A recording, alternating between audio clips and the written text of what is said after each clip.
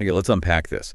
Today, we're diving headfirst into a really unique angle on solo travel, specifically in, the vibrant setting of Thailand. Imagine the scene. Yeah. You're there soaking up the energy, the colors, maybe enjoying the famous nightlife. Yeah, it's easy to get swept up in that initial buzz, isn't it? For a while, the constant activity and new faces can feel like everything you wanted. Absolutely. Yeah. But as the insights we're exploring today suggest, often after about a week or maybe a bit longer, something can shift. That intense desire for nonstop revelry might start to fade, replaced by a different kind of yearning. That desire for a bit more tranquility, maybe, for quieter moments to really sort of relax and connect with the beautiful, peaceful side of Thailand that's also there. Exactly.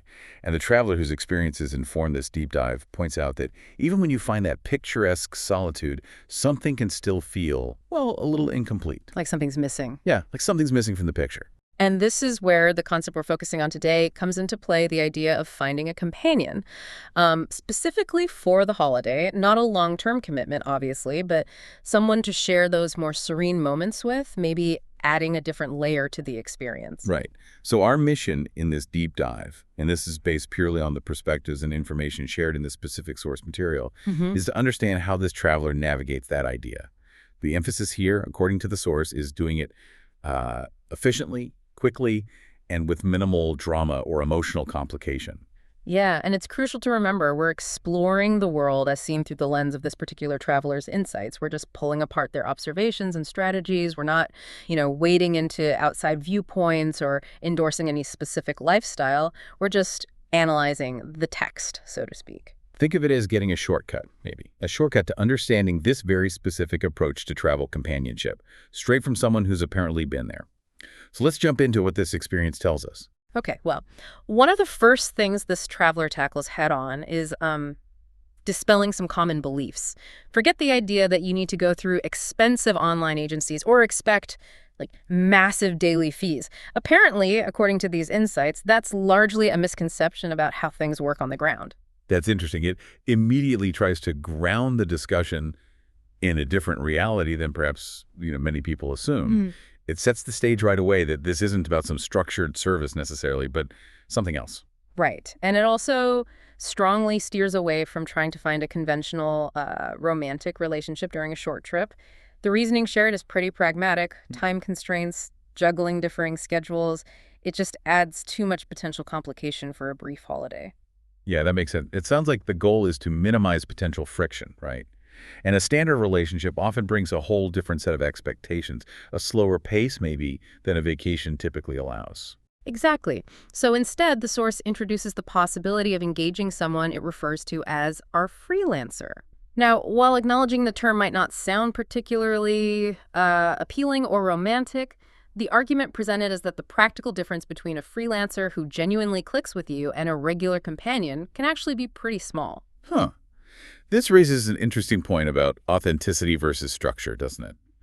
The source seems to suggest the real distinction isn't the label, but the transparency about expectations. Yeah. A freelancer, as described here, is upfront. Right, whereas the source implies maybe a regular companion might have unspoken hopes or desires that could lead to complications down the line. Okay. And the traveler's insights are absolutely clear on one critical factor: mutual attraction. That is paramount. They stress that many issues arise when the attraction is only one-sided. You really need to feel that genuine connection and, importantly, spend some time together first to see if there's a natural rapport. So it's not just transactional, even with the freelancer idea. There needs to be something real there. Apparently so. They even offer specific things to look for signs that suggest genuine interest beyond just financial considerations, like them wanting to spend extra time with you or initiating closeness, stuff like that. Okay. But running parallel to all of this is a very strong emphasis on safety. Yeah. And making responsible choices. Absolutely unequivocal. The source states the ideal situation is one where the other person's decision to be with you is completely voluntary.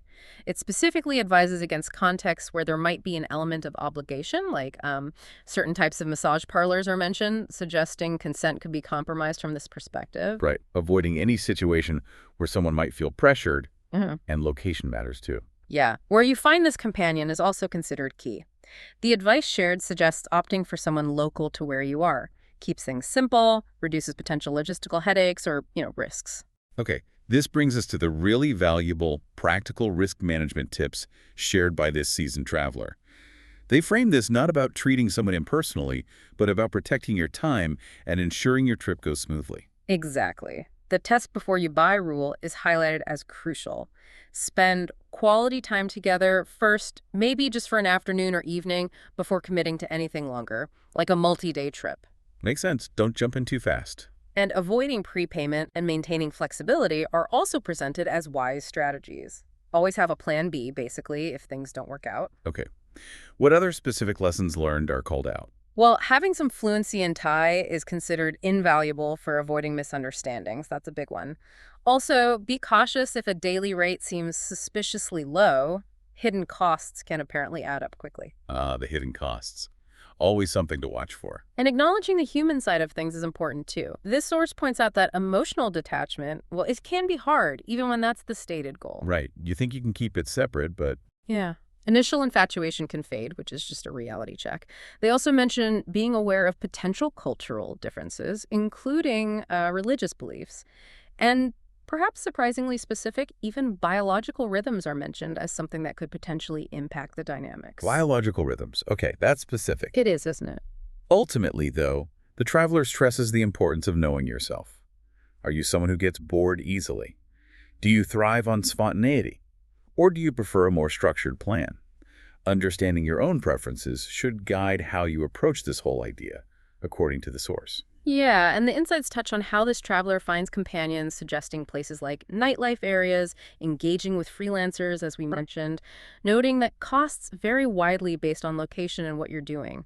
Being prepared to negotiate and, crucially, setting clear boundaries is part of it. And the source leaves you with a really clear final piece of advice, doesn't it? Your trip is the priority. Your experience is paramount. You should be prepared to walk away from any situation that isn't working or feels off. Exactly. The message is firm. You are in control of your own experience.